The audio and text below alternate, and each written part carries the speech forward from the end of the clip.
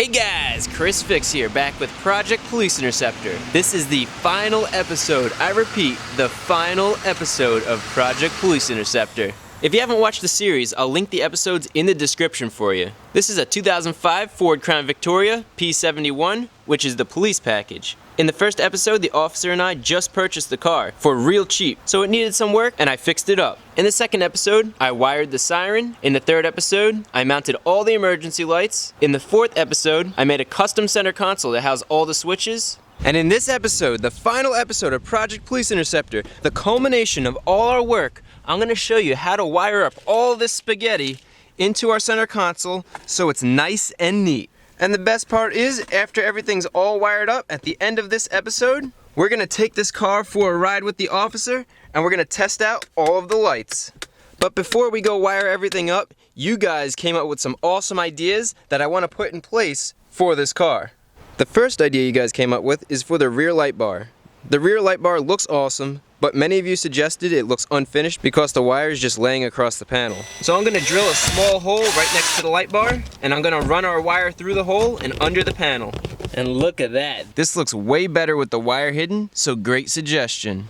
Now the second suggestion you guys had was finishing the inside of the center console. The inside of the console is bare wood, so I bought some material to cover the inside. But then I came up with an interesting idea. What if I spray the inside with rubber? Now, I've never tried this before, but we shall see if it works. Since it's a cop car, it's supposed to be rugged, easy to clean, and durable. And this seems fitting. And that looks pretty good, so let's let it dry. Back in the car after it's completely dry, let's check this out.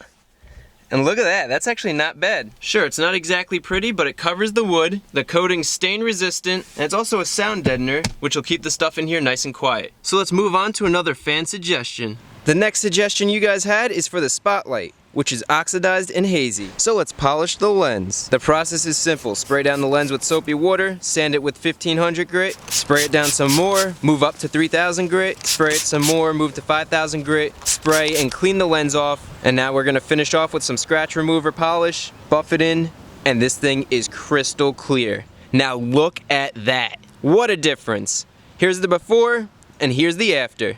Now we have one more suggestion from you guys that we're gonna take care of. And it's the lights underneath the front bumper. Well, you guys thought they would get smashed up, but they didn't. Instead, they're cheap eBay lights, they rusted out, so these things gotta go.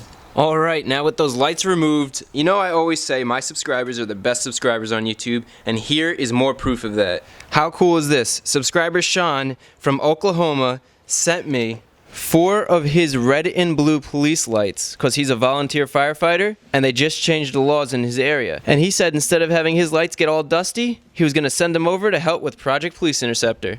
And these lights are the real deal. These are some good lights. Thanks a lot, Sean. These lights will be put to good use and might even help save lives. So let's go get Sean's lights installed in Project Police Interceptor. And I think these two would look good right here. So mark the middle, drill a pilot hole,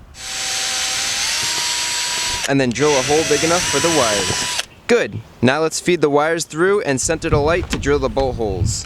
That's 1 and 2. And I almost forgot the rubber gasket on the back of the light. And now tighten up the screws on both sides, and we can put the cover on the light. Awesome. Now just repeat the process on the other side. Drill your holes for the light, send the wires through, and tighten down the screws. Alright, now that looks good.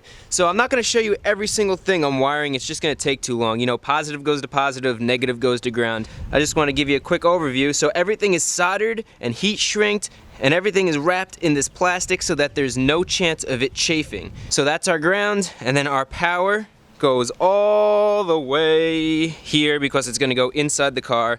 Now, you should, anytime you're wiring, you should remove the negative battery terminal. I'm going to do that in a second. I just want to show you the lights in action. So that should be on, and they work and look awesome. Now that we know they work, let's remove the negative cable here so we don't cause any electrical problems. One of the first things you need to do before you start any wiring is remove the negative terminal. Removing the negative terminal prevents anything from getting grounded. So you can't get any sparks, you can't short anything out, and it opens the circuit of the electrical system for the whole car.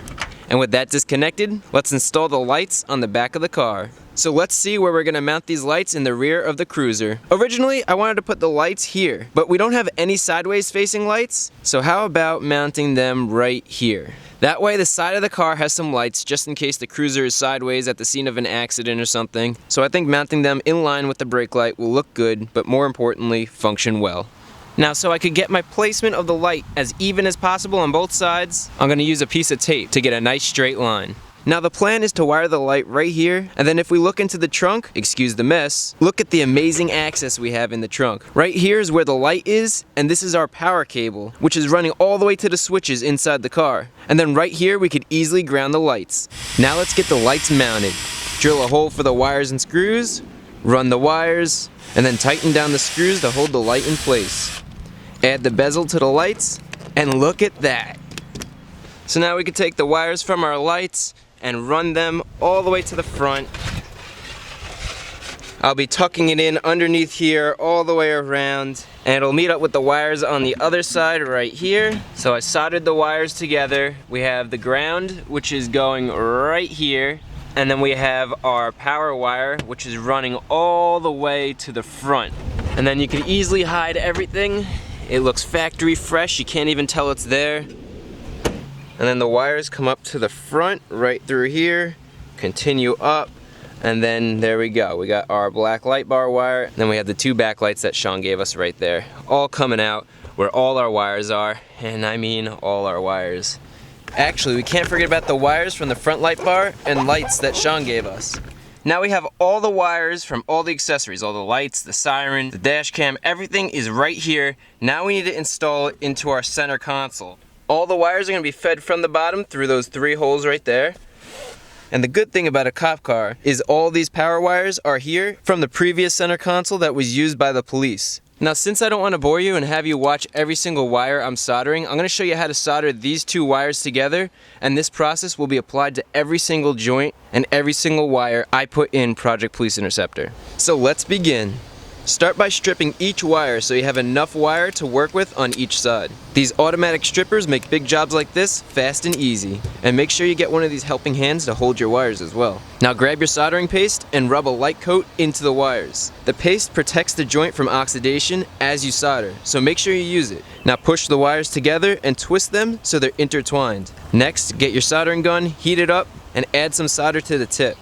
Hold the tip under the wire and feed the solder from the top, so when the wire gets hot enough, it'll melt through the wire, like so. And don't add globs of solder, only use enough to cover both strands. Then add some silicone paste or dielectric grease to the joint to prevent corrosion, and slide a heat shrink over the joint and heat it up with a heat gun. And that right there is the perfect joint. I could pull on this real hard, and that is not coming apart. So that's how you do it. And we have a nice waterproof, strong, conductive joint. And that's how I'll solder every single wire in the car. Now back at the car, check this out. Boom! All kidding aside, this did take me a couple hours to wire up. I wanted to make sure everything was perfect, because if these lights are getting used, that means that there's an emergency, and if there's an emergency, the lights have to work. Now, when working on cars in general, sometimes you find some pretty cool things. This was a Florida car, so I'm guessing this is a lizard. And check out those teeth. This is pretty cool. Alright, now back to business. Let me show you how to wire this up. Now, one of the most important things with wiring is staying organized. You could run a million wires, but if you don't know where they go to, then putting them together onto the switch panel is going to be impossible. So if there's one thing to take away from all this, is stay organized. Now, one way I like to stay organized is with one of these label printers. So even with all these wires here, you could easily find the ground, and then you could grab your ground wire and just simply make a connection. And here are the wires I want to connect for the accessories that only power on when the key's on. So now we could wire the rest of this board up. So we'll connect the front light bar. Next, we'll connect the voltmeter, our USB charging port, and our 12-volt socket. We'll grab the auxiliary power and voltmeter wires, and you can see it's clearly labeled positive and negative, so we'll connect all of the positives. And then we can connect our grounds to each accessory. And now we can wire the momentary switch, and this is going to change the flash pattern for the police lights.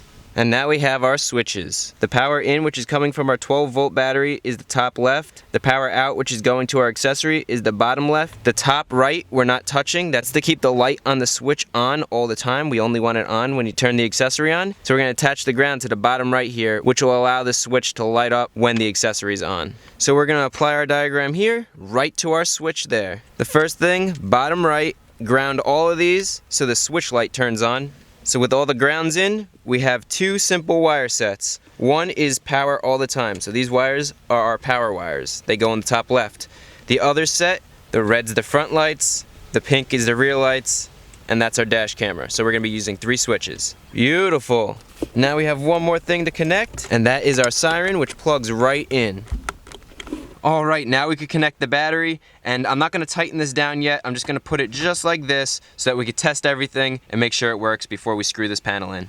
And before you connect your negative terminal, I always like to sand down the terminal to get a really good connection. And I also like sanding down the actual connector so that there's a really good connection between the ground and the wiring harness. This is very important.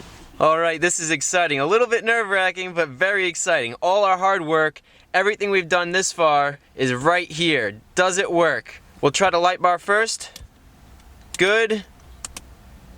Good. And it also works with the key. So if you hit this button, turns on, hit it again, turns white. If you hit this, it flashes. So that's pretty cool. Now we're gonna do the front lights. Now I wanna switch on the rear lights. And then the dash camera, well, we'll have to see that one later tonight.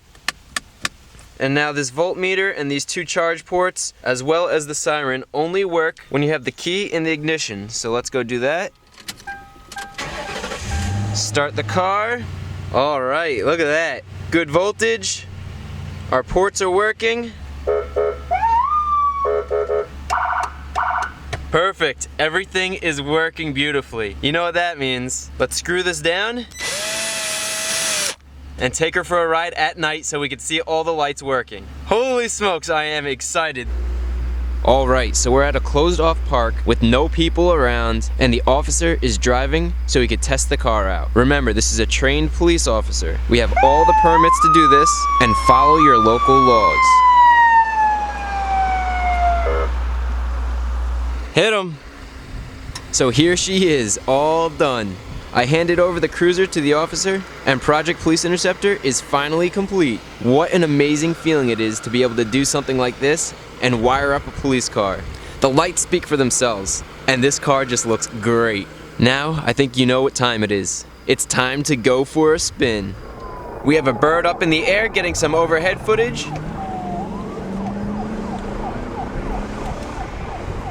Hit the dash cam. This is the dash cam footage, and everything is working perfectly. Yes! So that is it. Project Police Interceptor is finished. I cannot be more happy with what I was able to rig up for the officer.